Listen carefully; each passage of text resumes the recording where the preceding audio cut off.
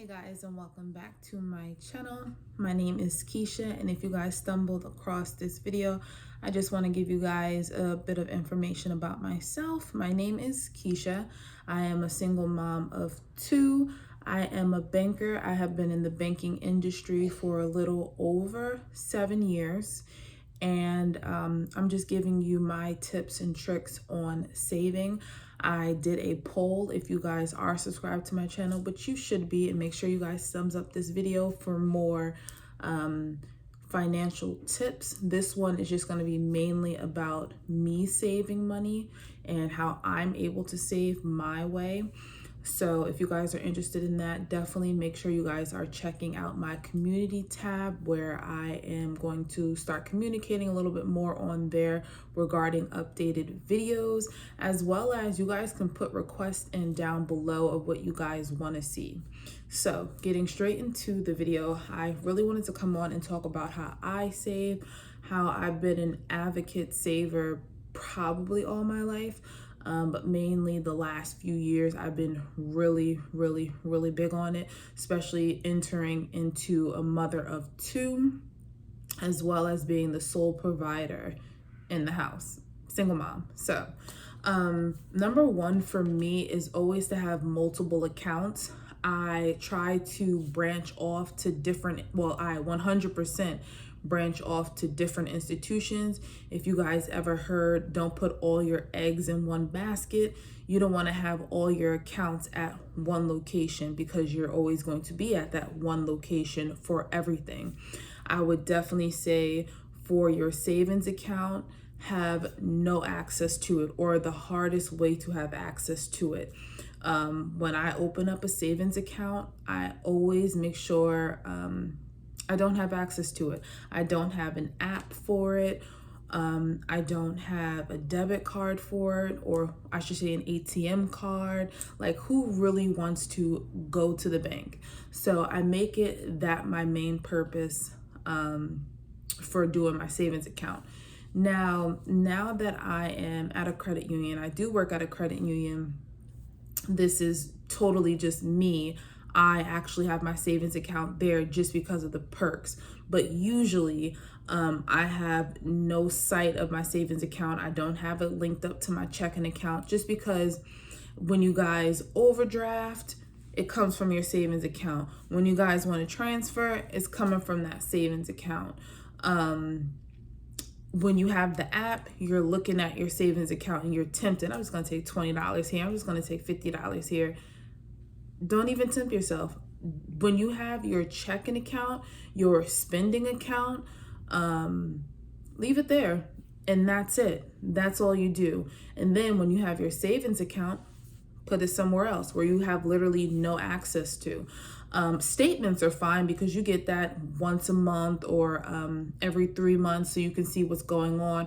Or, I mean, if you feel more comfortable having the app, like I said, I do have access to my savings account now because it's through my job, which I'm able to see it on a daily basis. But before, nope, I would just pull up statements, and I mean, I knew when I was throwing money in there anyway, so I knew the calculations in my head, but I did get monthly statements. Another thing, when you're getting your check, I see this so many times, opening up checking accounts, opening up savings accounts. People are so, especially single moms, are so drawn into saving for their kids, which is amazing, 100%. But they're throwing so much money in there. They're opening an account and throwing in 100, 200 every check. Do you know how much money? That's a lot of money. And then they're so tempted to take it out, because you might need an extra 50 here and there. I would definitely recommend doing $20 or less, because come on, $20, that's nothing. But at the end of the day, that adds up, whether you're getting paid weekly or bi-weekly, that adds up. And you're not trying to build your kid some $1 million package, but at least 10,000, 15 here or there for trade school, books, maybe a car. You never know. God forbid your kid has to go to the hospital. You never know what can happen. So my thing is, with savings accounts, it's always good to link it to your payroll and just have it go to the other account where you don't even see it.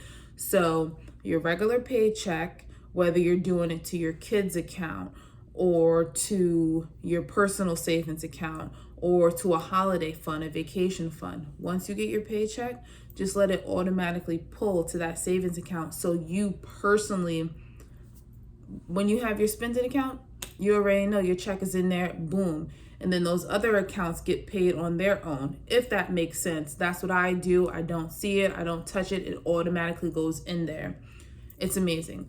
Another thing, we definitely need to live within our means so much more. I feel like we all know we don't need this expensive car or all these lashes and wigs and weaves and all that stuff. All that is nice, but sometimes it's a little too much. Or even with myself, sometimes I like stand back from getting my nails done, not because I can't afford it, but I rather save it. You know what I mean? Sometimes you don't have to do it. Or, you know, even with braiding my hair, I stopped, you know, going to the hair salon or something like this. I just do it myself to save money. Or a lot of the times going out to eat.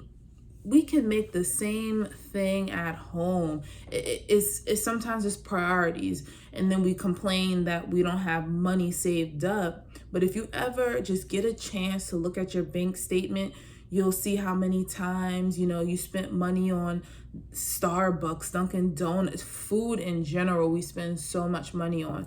So just, you know, I try to live within my means as much as possible. And anytime I do have, you know, I come up on a few bucks, I put it right to a bill, because at the end of the day, that will be less money going to my paycheck, or that would be more money going to me from my paycheck.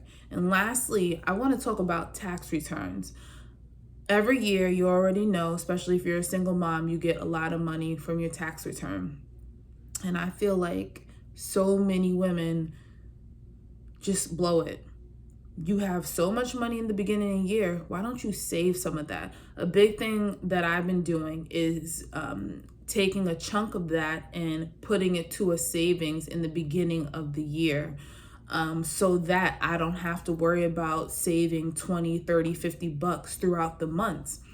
Once I get my taxes, I throw some of it, a few thousand, you know what I mean, into this account. And like I said, if you really depend on your taxes, then just do a couple hundred, whatever it is. But no excuse, you can save a little bit of it. I don't care. You can save a little bit of it. If you are the type of person living check to check, then maybe you need to reevaluate your situation, which I'm pretty sure you're already doing. I've been there, done that, when I was younger though, and I was cool with it. So I don't know, when you grow up and you have bills to pay, I feel like it's very good to be structured. With me saving, I love to have a budget. This is 2020's notebook. I don't know why it's on my desk, but in the back of it, I always had a budget. I am crazy about budgets, and when I get paid, I write everything down. That's just my method. Everyone has different methods, but I think the biggest thing, if you don't take anything from this video, the biggest things to key point is having a savings that is not based on your primary account. Also, live within your means, yo. Like, live within your means. That's crucial. And then make a budget for yourself.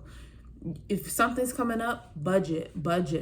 Try not to overspend as much as possible and see where it takes you. You never know. So I hope this helps somebody. If you guys have any questions, comments, or concerns, definitely let me know down below. I'll see you in my next one. Bye.